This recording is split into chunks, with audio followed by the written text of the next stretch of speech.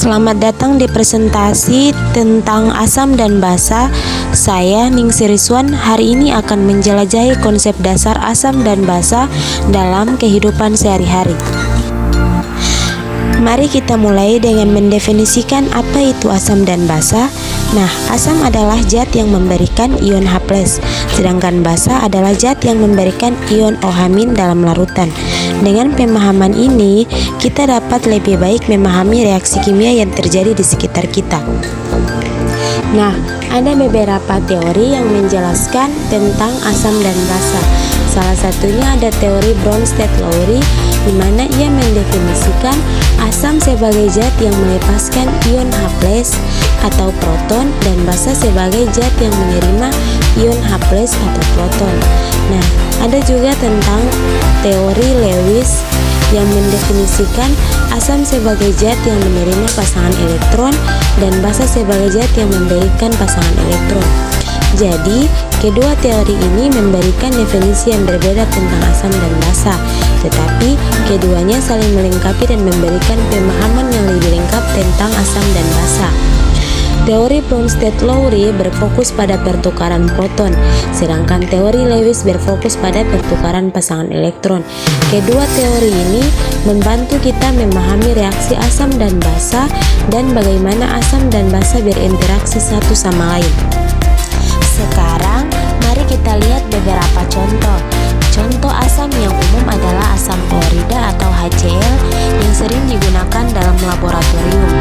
Asam sulfat atau H2SO4 juga merupakan contoh yang sangat kuat.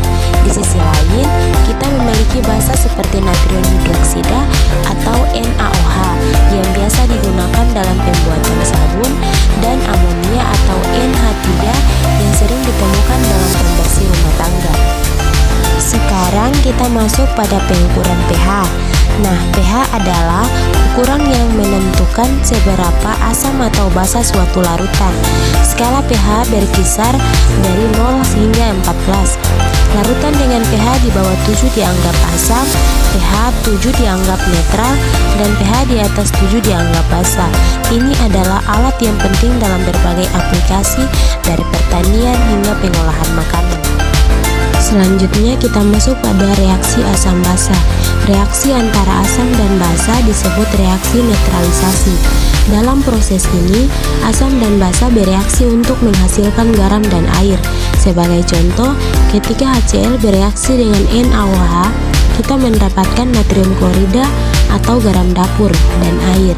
Ini adalah reaksi yang sangat penting dalam kimia, karena banyak garam yang digunakan dalam kehidupan sehari-hari berasal dari reaksi ini. Nah, jadi kesimpulan dari materi ini adalah memahami konsep asam dan basa sangat penting.